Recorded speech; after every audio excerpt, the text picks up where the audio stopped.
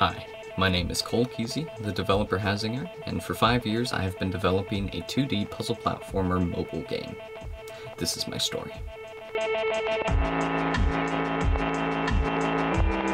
My game, Morpher, has been through quite a few iterations. The inspiration for the janky controls was actually from the iOS game Pappy Jump. I really liked how there were no extra buttons to push, only the tilting to move, so the entire screen could be dedicated to the game. Sunflat's game really wasn't the easiest to play, and so it makes sense now why my game is so difficult for people to pick up. Here is some concept art for enemies and the player character I drew back in sophomore year of high school, about a year after I started learning how to use Unity. This in fact was my first game using Unity. Previously I had created multitudes of smaller projects using GameMaker 8.1, which I might cover in a later video. For now, this was my first experience with actual coding as well, and because I was taking an HTML class at the time, I mistakenly chose to write all of my code for Morpher in JavaScript. Unfortunately, Unity allowed me to do this. I'll explain how this affects the project currently later on in the video. For now, my game looks radically different with each new iteration. Not much has changed thematically since then. My focus has more recently been on accessibility and level design. Explaining the unintuitive controls to novice players in an intuitive way has actually been really challenging, and I still haven't quite gotten it. I spent much more time on crafting enjoyable levels for myself and my close friends who were quite skilled in playing at this point because I asked them to playtest so often. The game itself throws another curveball at the player by introducing this state-changing mechanic called morphing. This alone is what I feel sets apart my game from Pappy Jump or really other mobile platformers. Not only do I not have any UI buttons that cover the screen, but essentially the player exists in these two states. The first is a simple rolling state, it's momentum based, and the second is one that constantly jumps and it moves with a higher precision. The two modes available to the player change depending on the sector or area they're currently in.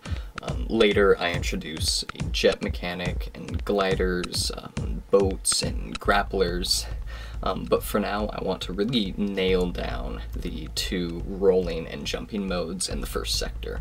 Instead of giving the player a button to press that covers part of the screen, I instead opted to make the entire screen a button. Instead, the player taps anywhere, and the morphing mechanic occurs. I think this is a really good solution to mobile controls because it delegates each control to a simple axis, movement along the tilt of the phone, and morphing to just tapping anywhere. It's taken a long time for my game to arrive at the point that it is now, and most of that was due to my inexperience with the Unity and just general coding etiquette. I was still figuring out many of the mechanics I wanted to be in the game, taking influence from games I was playing at the time like Super Meat Boy and more recently Hollow Knight.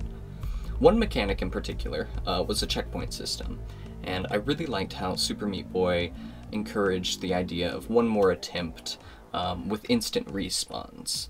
But I felt that respawning killed enemies was a bit too punishing for my game. Using your phone as a controller is already a bit difficult and unintuitive, so I decided to reward players for any sort of progression through a level, even if not perfectly. I later added incentives for high-level play with a star ranking system and challenges, which I'm pretty happy with. Certain levels have timers or death counters that award stars based on performance.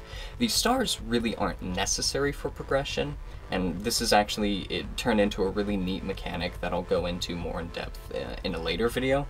But for now, the gameplay and level design began to take shape around the simple feature of encouraging more of a brute force type of play, scrapping to make it to each next checkpoint. Finally, I've spent this last year really redesigning all of my levels to the point where I've thrown out about half of them, opting instead for novelty than mastery in my game design, taking influence from classics like Donkey Kong Country 2. Instead of forcing players to become experts at each new mechanic, I instead try to explore old mechanics and their unique interactions in each level and the emergent relationships that arise with previous mechanics. However, I'm still struggling with getting novice players to pick up my game, and the project as a whole has become extremely unwieldy, especially with Unity's most recent updates, especially those depreciating JavaScript.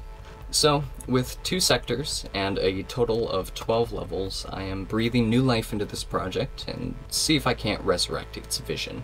Over the course of the next couple of months, I will be investigating each of my levels one by one to optimize them for the novice player experience. And I'll be blasting off this journey with an entire overhaul of my game, restarting everything from scratch, using the newest versions of Unity 2019 and C#.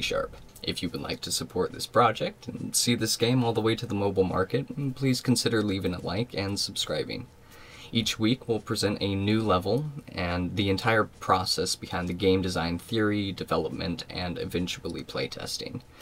Until then, my Patreon is linked in the description, and I'll see you next week.